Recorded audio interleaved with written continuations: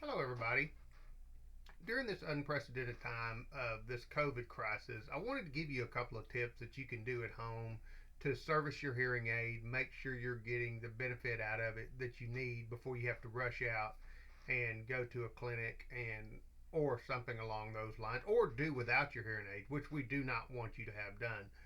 Usually, about 80 to 90% of the time, when someone tells me their hearing aid or calls me and says my hearing aid's not working, Coy, it's wax or debris related. And this morning, I'm going to show you a couple of things you can do at home to hopefully remedy the situation of your hearing aid not working well for you. Now, just about everybody out there has one of two types of hearing aids. You either have a behind the ear hearing aid or you have a custom hearing aid that's made to fit specifically to you. And all of them have some kind of wax filtration systems in them that will allow you to the hearing aid to trap wax before it gets down to the speaker. Now, on a behind the ear hearing aid, they're usually set up one of two ways. Here's a behind the ear hearing aid. Either they're set up to where you have just a standard rubber bud on it, or you'll be set up to where it has a custom made mold for your ear that you will put in. Now, on either one of these, again, the wax filter is there for you to be able to access. Okay, most hearing aids, whenever you get them, they come with a little brush, and I'm seeing if I have one here on my table, because what I do with most of them is I tell people, oh goodness, well, never mind. But it'll have a little brush in there, and the best thing you can do with those things is throw them in the trash because they're not very big and they don't do the job very well. But what I tell everybody is get yourself a toothbrush. Cheapest one you can buy at the store. It doesn't matter if it's soft, medium, or hard here on the bristles. And what you want to do is before you put the hearing aid on every morning, you want to brush across that wax guard. Now, with the behind the ears that have the rubber bud on it, just simply brush across that rubber bud and clean it there. With the ones that are custom made for your ear, they'll have the wax filter down here at the end. Just brush across that. On an actual custom made hearing aid, again, the wax filter will usually be down here at the end. Brush across that. And that way, that's just regular maintenance. That helps keep the wax filter from building up as quickly. Now, even if you do that on a regular basis, at some point in time, on every one of these wax filters, on the bottom of them, they have a little screen, and that screen's going to get clogged over. And at that point in time, it's going to require you to change the hearing aid. That's when you'll put the hearing aid on and you know the battery's good, and you're going, I'm just not hearing. 9 times out of 10, it's wax buildup down in that filter, even though you may not be able to see it. So at that time, you want to change the filter. Now, every manufacturer out there has a different wax filtration system and how you change them out and all that kind of stuff. For example, here's an Oticon wax changing system, and you simply just pull it out. They have a wax filter and a removal tool right there. Here is a Phonax wax filtering system. Now, this one here, you rotate the disc, and they have a place where you pull the wax out of the old one out, and then you snap it down to get the new one in there. This here is Starkey, and several companies have this. They have little things like this.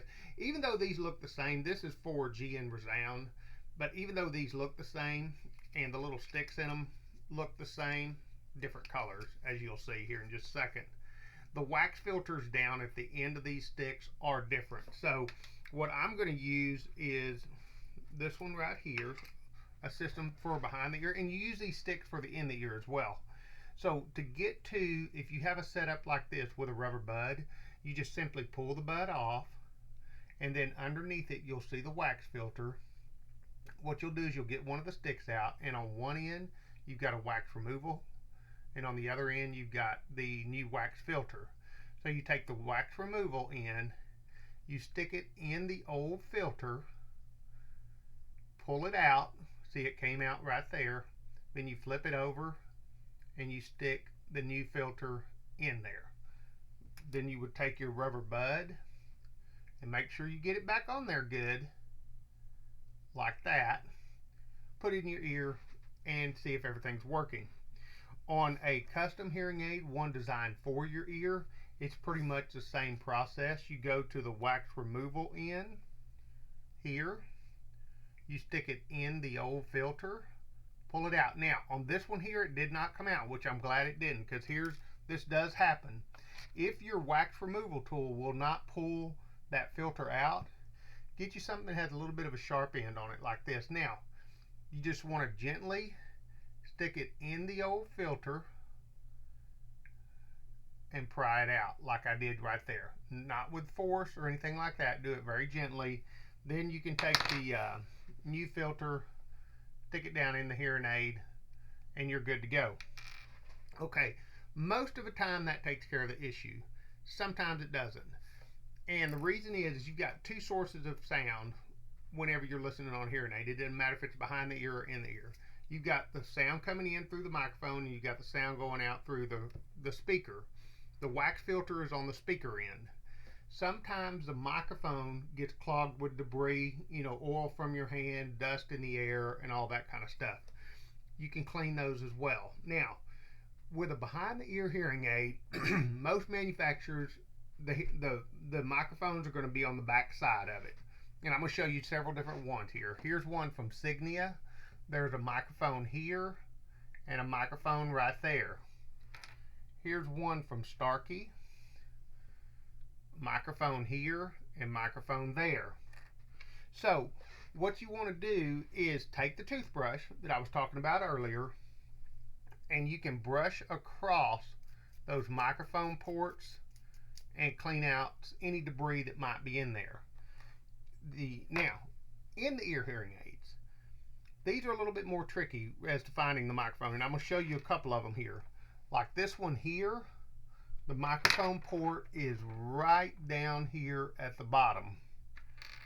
This one right here, the microphone port is over here on the side next to the battery door. This one here, you've actually got a grid over the microphone port up here, and then on this one here, same thing. The microphone port is up here at the top. Those holes are little, and debris can get built up on it. Again, take your brush and brush across those microphones input holes, and that should clear any debris up out of that. Most of the time, guys, this takes care of what the issue you're having on not being able to hear. If it doesn't, then you want to give us a call at 903-595-0500, or you can also call me on my office cell, 903-258-7900, and we'll set up an appointment, get you in here, and get taken care of what needs to be taken care of to get your hearing aid functioning for you again. During these unprecedented times, ladies and gentlemen, I want everybody to be safe. That's why I wanted to put this video out there for some little pointers for you that you can do at home. But that doesn't always work. And if you need to come into the office, I have several protocols in place to take care of you and to limit your exposure to the environment while you're out and about. Hope everybody has a blessed day. Talk to you soon, and hopefully we're over this crisis very, very near future. Take care. Bye-bye.